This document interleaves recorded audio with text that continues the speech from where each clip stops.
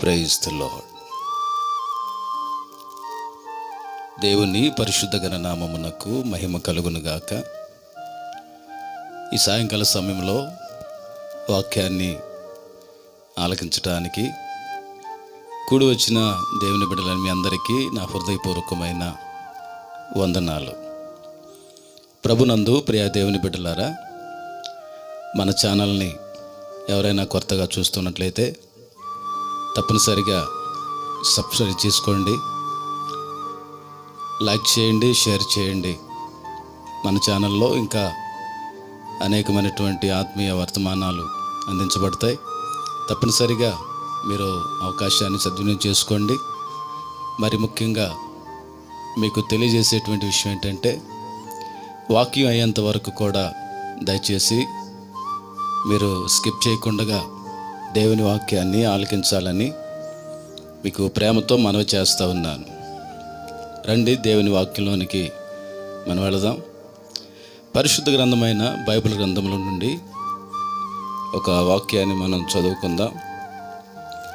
మత్తయి సువార్త 7వ అధ్యాయము 7వ వచనాన్ని మనం చూసినప్పుడు, అక్కడ మన ప్రభు అయిన యేసు క్రీస్తు వారు కొండ మీద ప్రసంగం చేస్తూ ఆయన చేసినటువంటి ప్రసంగంలో ఒక ప్రాముఖ్యమైన విషయాన్ని యేసుక్రీస్తు ప్రభుల వారు తెలియజేశారు.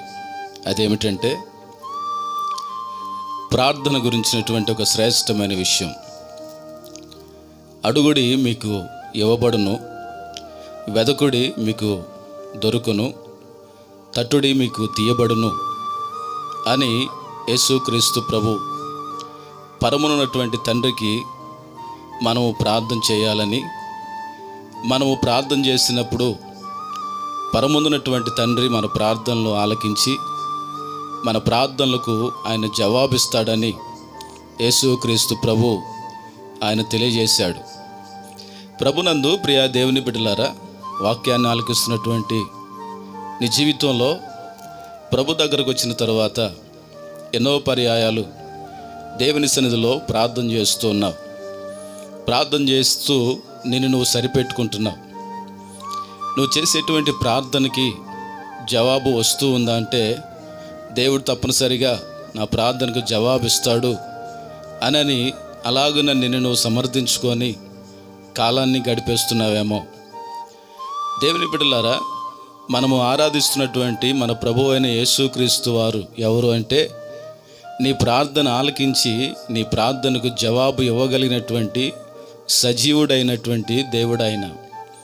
ఆయన సన్నిధిలో ప్రార్థన చేస్తున్నటువంటి మన జీవితాల్లో కొన్నిసార్లు మనం చేసినటువంటి ప్రార్థనలకు జవాబు రానప్పుడు మనం కొంచెం ఆలోచన చేయాల్సినటువంటి అవసరం ఉంది. మనం ప్రార్థన చేస్తున్నాం, ఎందుకు మన జీవితాల్లో ప్రార్థనకు జవాబు రావట్లేదు అని మనము కొంత ఆలోచన చేసినట్లయితే దానికి చక్కని జవాబు కూడా బైబిల్ గ్రంథంలో దేవుడు మన కొరకు రాయిస్తూ ఉన్నాడు. ఆ మాటని నేను మీకు తెలియజేస్తాను.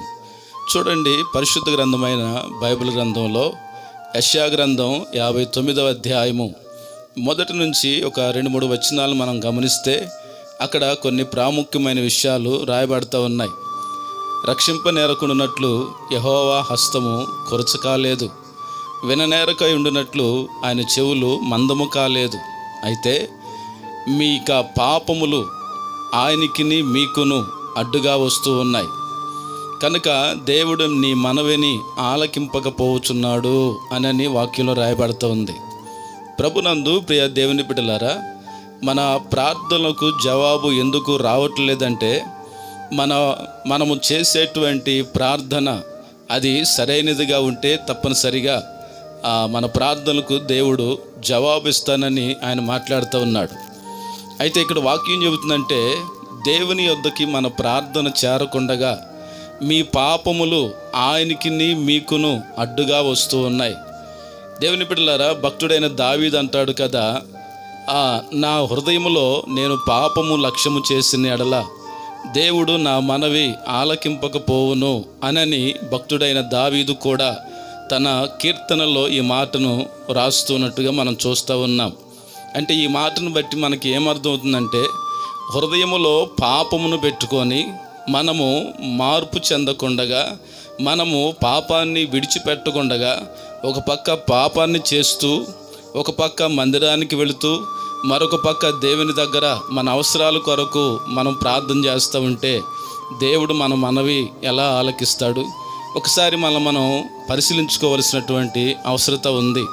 కనుక దేవుని బిడ్డల ఎక్కడ పొరపాటు జరుగుతుంది, ఎక్కడ దేవుని సన్నిధిలో నా ప్రార్థనకు జవాబు రావట్లేదు అనే విషయాన్ని మనం ఆలోచన చేసుకొని మన ప్రార్థనా జీవితాన్ని సరి చేసుకున్నట్లయితే దేవుడు తప్పక మన ప్రార్థన ఆలకించి, నువ్వు ఏ సమస్య కొరకైతే ప్రార్థన చేస్తున్నావో, ఏది కావాలని ఏమి ఆశించి ప్రభు దగ్గర నువ్వు వేడుకుంటున్నావో వాటిని దేవుడు నీకు తప్పనిసరిగా ఇవ్వగలిగినటువంటి సమర్థుడు అనే వాక్యం తెలియజేస్తూ ఉంది.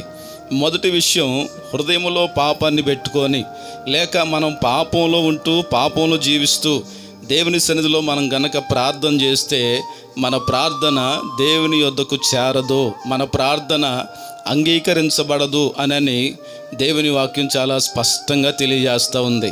ఇకపోతే రెండవ విషయం ఏంటి అంటే, దేవుని బిడ్డలారా, మన దయనొందినటువంటి జీవితాల్లో దేవుని యొద్దకు వస్తున్నటువంటి మనము, లేక దేవుని యొద్దకు వెళుతున్నటువంటి మన జీవితాల్లో మనము వేషధారులుగా ఉండవద్దు అని ప్రభు చెప్పాడు.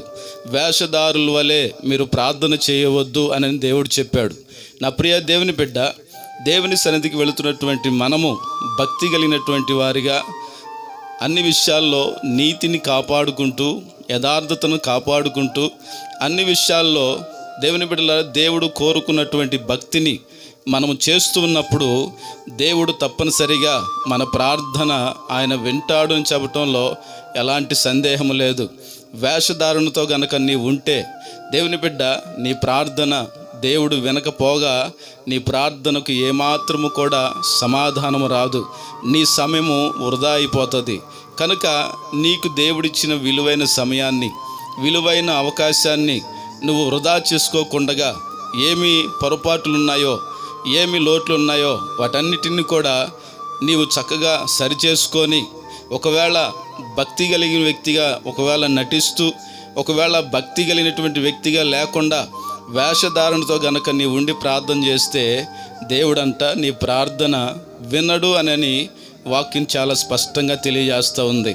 కనుక నా ప్రియమైన దేవుని బిడ్డలారా, ప్రార్థన ఆలకించే దేవుడు, మన ప్రార్థనలకు జవాబునిచ్చేటువంటి దేవుడు, మనం తలపెట్టిన ప్రతి కార్యాన్ని మనము కనులారా చూడాలి అంటే, మనం తలపెట్టే ప్రతి పని అది సఫలమవ్వాలంటే ఖచ్చితంగా దేవుడు కోరుకున్నటువంటి లక్షణాలు మనలో ఉన్నప్పుడు మనం సరి చేసుకొని చక్కగా దేవుని దగ్గర మనం మొరపెట్టినప్పుడు, బైబిల్ గ్రంథంలో చాలామంది భక్తులు వారు మొర్రపెట్టి దేవుని యొద్ద నుంచి సమాధానాన్ని పొందినటువంటి వారు కూడా కలరు. కనుక మన భక్తిని సరి చేసుకుందాం, హృదయంలో పాపం ఉంటే తీసివేసుకుందాం.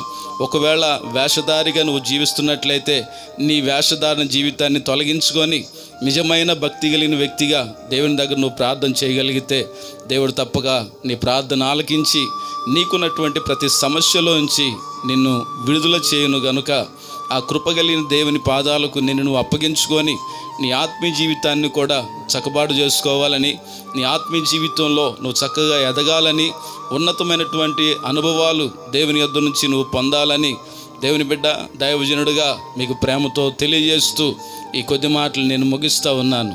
దేవుడి వాక్యాన్ని మనందరి వెనికిడిలో దీవించి ఆశీర్వదించును గాక. ఆమెన్. తలలు వంచినట్లయితే చిన్న ప్రార్థన చేస్తాను మీకోసం.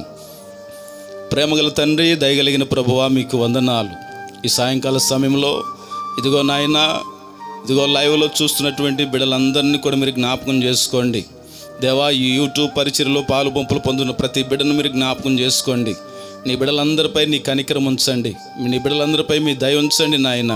ప్రభువా, ప్రతి వారు వారికి భక్తి జీవితాన్ని సరిచేసుకొని నీతిగా యథార్థంగా నీ సన్నిధిలో వారు ప్రార్థిస్తూ నీ ఎదురు నుంచి సమాధానాన్ని పొందుకోవటానికి సహాయం చేయండి దేవా. తండ్రి నాయన, ఎంతోమంది సమస్యల్లో ఉన్నారు, ఎంతోమంది ఇబ్బందుల్లో ఉన్నారు, తలపెట్టిన పనులు కాక దేవా నిరాశపడుతున్నటువంటి బిడ్డలు కూడా ఉన్నారు దేవా. తండ్రి, అట్టి వారి విషయమై నీ బలమైన కార్యాలు మీరు జరిగించండి.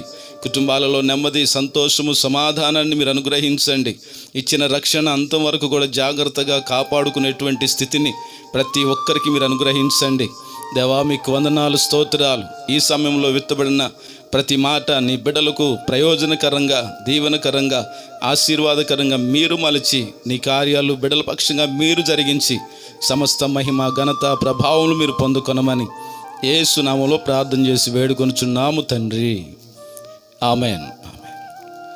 ప్రభునందు ప్రియ దేవుని బిడ్డలారా, గమనించండి. మీ ప్రార్థన అవసరతల కొరకు తప్పనిసరిగా మమ్మల్ని మీరు సంప్రదించాలని ప్రేమతో మీకు మనవి చేస్తూ ఉన్నాం. మా ఫోన్ నంబర్ 8374662217. మరొక ఫోన్ నంబర్ 9492110979. తప్పనిసరిగా మీ ప్రార్థన అవసరతలను తెలియపరచండి. మీ కొరకు ప్రార్థించడానికి దైవజనులుగా సిద్ధంగా ఉన్నాం. తప్పనిసరిగా అవకాశాన్ని సద్వినియోగపరుచుకోవాలని ప్రేమతో మీకు మనవి చేస్తూ ఆ సమయాన్ని ముగిస్తూ ఉన్నాను. అందరికీ వందనాలు.